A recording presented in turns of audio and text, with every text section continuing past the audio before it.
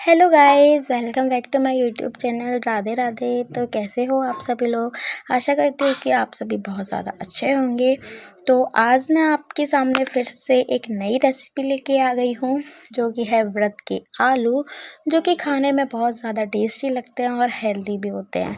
जब भी हमें व्रत रखना होता है या व्रत के बारे में हम सोचते हैं तो हमारे सबसे पहले थॉट में आता है कि व्रत के आलू बनाएंगे। तो इनको बनाना बहुत ही ज़्यादा आसान होता है और बहुत ज़्यादा सिंपल वे में ये बन के तैयार हो जाते हैं। जितना सिंपल इनको बनाना है उतना ही खाने में ये बहुत ज़्यादा टेस्टी भी होते हैं। तो चलिए इनको बनाना शुरू करते हैं। बट उससे पहले मैं आपको कुछ एडवाइस देना चाहती हूँ, जो कि बिल्कुल फ्री की एडवाइस है।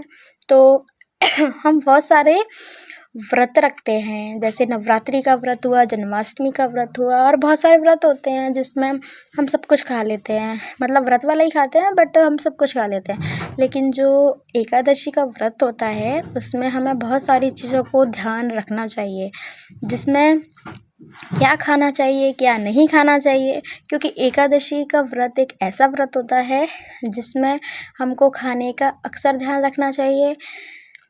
बाकी के व्रतों में तो हम गाजर वगैरह भी खा लेते हैं, लेकिन मैं आपको बता दूं कि एकादशी का जो व्रत होता है उसमें गाजर नहीं खाया जाता।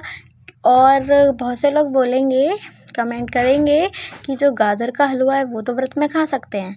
हाँ, मैंने माना कि जो गाजर होता है वो सब्जी में आता है और वो व्रत में खाया जा सकता है। बट जो एकादशी का व्रत होता है उसमें हम ना तो गाजर खा सकते हैं, हम ना ही उसमें गाजर का हलवा खा सकते हैं। ठीक है, तो ये तो रही गाजर की बात। और जो बाकी का जो व्रत होता है उसमें जैसे हम हरी मिर्ची खा लेते हैं और धनिया भी खा लेते हैं और टमाटर डाल देते हैं। और जैसे जो साबूदाने की खिचड़ी बनाई जाती है ना, तो उसमें हम टमाटर, मिर्ची और या धनिया वगैरह डाल देते हैं। और बहुत से लोग तो हरी धनिया की चटनी भी बना के खा लेते हैं। पर नहीं, एकादशी का जो व्रत होता है उसमें ना तो हम चटनी बना के खा सकते हैं और ना ही, हाँ चटनी बना सकते हो, बस वो ओनली टमाटर की होनी चाहिए।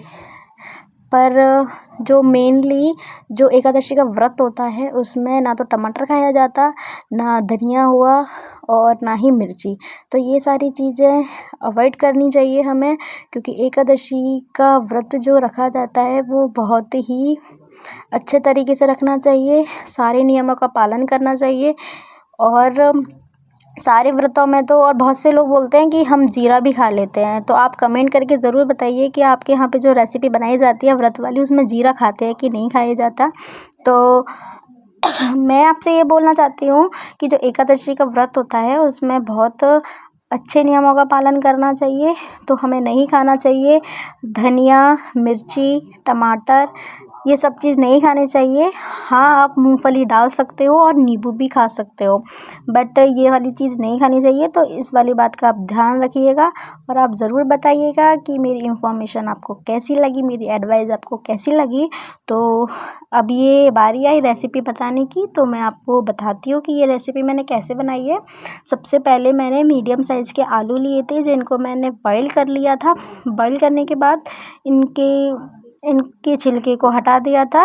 छिलके हटाने के बाद इनको पीसेस में कट कर लिया था। आप चाहे जैसे पीसेस में कट कर सकते हो, मैंने ऐसे पीसेस में कट किया था, ना ज़्यादा छोटे ना ज़्यादा बड़े। फिर उसके बाद मैंने ले लिया था एक पैन, और आप इसमें घी भी डाल सकते हो, बट मैंने यहाँ पे घी नहीं लिया था, मैंने यहाँ पे लिया था मूंगफली का तेल।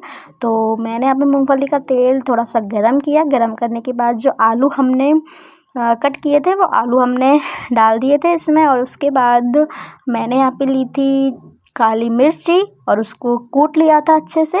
फिर वो काली मिर्ची भी डाल दिया और फिर हम यहाँ पे यूज़ करेंगे सेंधा नमक, और अब मैंने यहाँ पे सेंधा नमक डाल के इसको अच्छे से मिक्स कर दिया था।